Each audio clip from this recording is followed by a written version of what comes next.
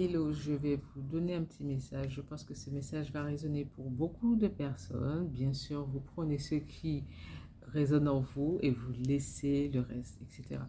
Alors, cette semaine, j'ai pu ressentir comme énergie ou l'énergie amène à comment ne pas forcer quelqu'un à vibrer comme vous, à ressentir les choses comme vous, à avoir la même vision que vous. Tout le monde ne peut pas faire comme vous. Quand vous êtes dans un chemin initiatique, un chemin spirituel, un chemin de vie que vous êtes en train de prendre, vous êtes en train de guérir, vous êtes en train de casser certaines blessures, vous êtes cassé des cycles, vous êtes en train de clôturer un cycle, tout simplement pour pouvoir réouvrir un autre qui, lui, amènera peut-être plus de la paix, de l'amour inconditionnel, de la richesse, de l'abondance sous toutes ses formes, etc. Vous ne pouvez pas forcer certaines personnes de votre entourage à adhérer, à s'intégrer à ce que vous pensez être bon, être bien pour vous lors de votre chemin spirituel.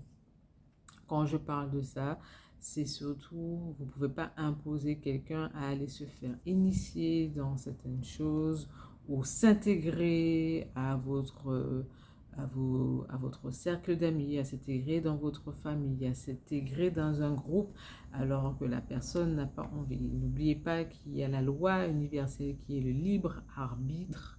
Voilà, et le libre arbitre, il n'y a rien de plus puissant, c'est-à-dire que vous pouvez accepter l'autre avec ses différences, accepter l'autre avec ses croyances, avec sa vision de la vie. Mais il y a également quelque chose que vous ne savez pas, c'est qu'il y a beaucoup parmi nous, surtout ceux qui sont dans un projet de vie où vous êtes en train de casser sur le plan professionnel et financier. Donc par exemple, tous ceux qui sont créateurs d'entreprises, vous êtes en train de casser certaines choses et que lorsque vous avez fait le travail de votre chemin initiatique, d'accord? Votre chemin initiatique, c'est-à-dire le premier, c'est celui du transgénérationnel.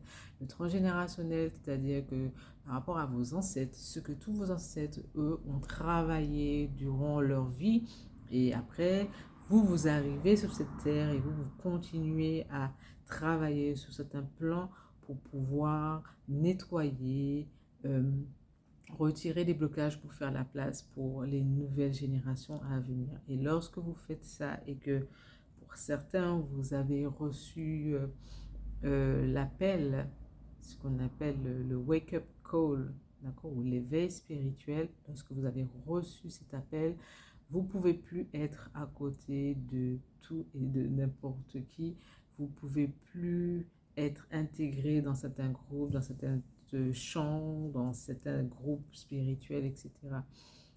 Vous êtes protégé par vos guides, vos ancêtres, par l'Éternel, le Dieu, Allah, Dia, Bouddha, et peu importe, Krishna, la petite fée clochette, etc. D'accord? Donc en fait, vous êtes vraiment sous protection, haute protection. Et lorsque vous êtes sur cette protection-là, il y a des choses que vous allez pouvoir ressentir, vous ne pourrez pas être à côté de tout le monde, etc. Certaines personnes ne vont pas vous comprendre. Et c'est là que vous allez être dans l'isolation spirituelle. Mais ne vous inquiétez pas, ceci c'est une protection. Et pour ceux qui ne comprennent pas, ben vous soyez dans la compassion et dans la compréhension et continuez à travailler sur votre blessure d'âme. Ce n'est pas parce que quelqu'un ne veut pas forcément avoir la même vision que vous, avoir les mêmes choix que vous, que ça veut dire que cette personne-là ne peut pas vous aimer inconditionnellement ou ne peut pas être quelqu'un que vous pouvez côtoyer tous les jours. Voilà, ceci c'est un message. Donc si ça résonne en vous, tant mieux. Si ça ne résonne pas, eh bien, vous laissez et vous continuez votre chemin de vie.